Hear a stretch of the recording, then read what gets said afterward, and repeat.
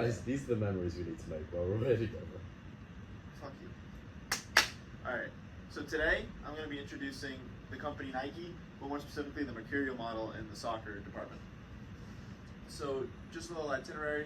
We're going to start with the introduction, get into the timeline, then get into the history, the market segmentation, 4 Ps, and then finish off with some trivia. So a little short timeline. Nike Soccer was first introduced during the 1971 Mexico World Cup, where they debuted their first soccer cleat, which was made out of a rough leather. Their next step in innovation was in 1998, where Peter Hudson took over the department and he introduced the Nike Mercurial line to the soccer program. And then re-innovating happened in 2002, where they started to introduce new cleats with sleek, vibrant, colored looks, which I'll talk a little bit more later. And then in 2014 was the introduction of one-piece uppers, which has totally revolutionized the game of soccer in the footwear department. So this is just a quote from Peter Hudson that I thought was interesting. So he saw other models as farming equipment, which is kind of what gave him his inspiration for the lighter weight models and introducing the more vibrant colored looks. So this is just a little brief history from the visual sense, which you can see going back to '98. A popular player called R9 wore them in the World Cup, and you can see how they're a little more bulky. And as time goes on, all the way to the 25th anniversary, they're a little bit more flashy, lighter weight, and the one-piece uppers on there as well. So the product itself, what is it? So it's made out of a smooth, rubbery material nowadays, but it was originally a leather. And there was been 19 models made since the release. So in my own words, if it's not broke, don't fix it. And again, like I've been saying, the vibrant colors make them stand out, which is good for marketing segmentation. And now it is one of the most recognizable and popular cleats in the world. And the difference between then and now, for comparability, is that the first boot weighed 18 ounces, while today they weigh less than half. So their whole model, getting into the marketing scheme, is they make you run faster.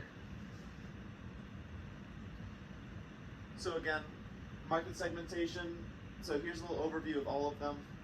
Geographic segmentation is that they adapt to urban and rural markets globally. So again, you can get them worldwide, and you might see different materials being sold on the cleats in different areas due to, say in Europe, certain countries won't want calf leather, so they'll just take that off the market. Demographic segmentation is, for the most part, they market to all ages, and this kind of ranges from the young athletes to even pros. So if your kid wants the same cleats as Ronaldo, there's going to be smaller differences in them, but for the most part, they're going to be pretty similar. Marketing strategy is storytelling and digital campaigns, which I have a video that I'll show you later, which is one of their biggest marketing schemes. Behavioral segmentation, they serve casual fitness fans and serious athletes, kind of like the demographic segment. There's the diversity of the cleats in the market. And psychographic segmentation is that they value performance and innovation through their products and who's buying the products as well. So on to price. So as of 2005, the price of the cleats ranged from $70 to $150, and that's all in the Academy, Pro, and Elite range. So the Academy is the cheapest, Pro gets to like that middle range, and Elite gets the most expensive. So the Academy would come into 70, and the Elite would come into 150 with the Pro right in between there.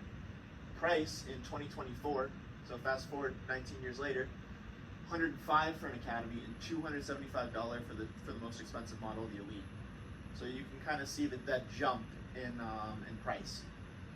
Well, the youth prices, they're pretty comparable to the price in 2005, but now in 2024. And Nike's annual income in the soccer department is around $2 billion. Place, like I said before, it's global. You can find this product wherever you want. So there's soccer specific stores, such as right down the street, there's a soccer factory, You can even find them in your local Dick's or sporting goods store. Promotion. I'll go bottom up. So first of all, a lot of colleges have Nike sponsors, meaning that all of their gear, all their cleats, all of their leisure gear, anything you'll see these schools or athletes at these schools wearing, typically this is found at higher D1s, they'll be wearing Nike. So that's what they do to kind of hook people on. Billboards, if you're going down the street in some cities, especially Times Square, there's a lot of them, or even in Japan, there's going to be these huge billboards and posters displaying their products. And the biggest one, which is why I left it for last, is the athletes, which we'll get into in a second, but that's kind of their main point. So here, like I said, the posters, you can see these on skyscrapers, billboards, whatever.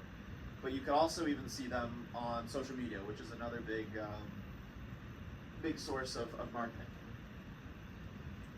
So you can see, and also you can see in them is the idea of making you faster, as in the cheetahs, the vibrant looks, up there in the top left, the explosive speed. Again, more explosions, beating the men. So, and like I said before, the athletes. So at the beginning of your time, like I said before, was R9, Ronaldo, the original Ronaldo. And he wore the more bulky shoes, and that was around early 2000s, late 1990s. Next was Ronaldo, and he kind of took over in that later 2000s, going through the 2010s. And most recently, their star boy has been Mbappe. And these are all the guys that make the money. These are all the guys that get paid. Like, for example, Ronaldo, CR7, he has $1 billion contract with the company at the moment. And here's some videos that I can show just to show their marketing.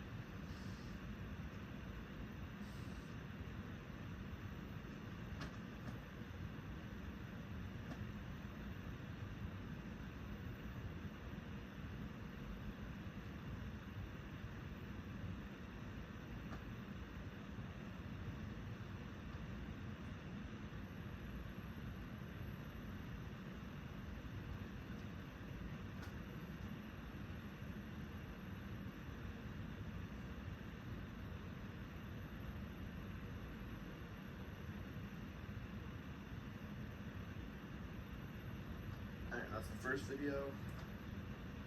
And the second video.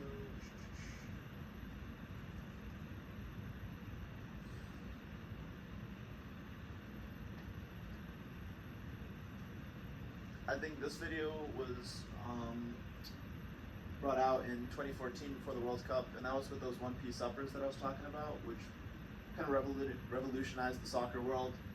And this video is referenced by people throughout the world that play soccer just because of how big it was and how many views it has.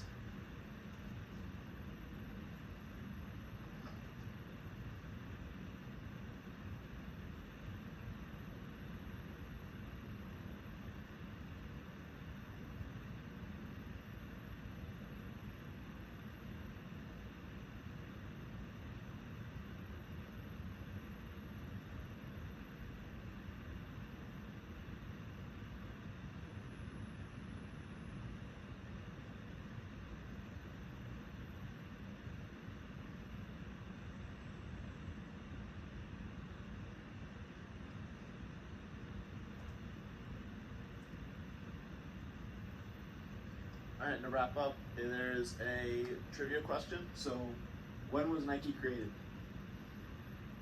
Do any of you guys want to answer?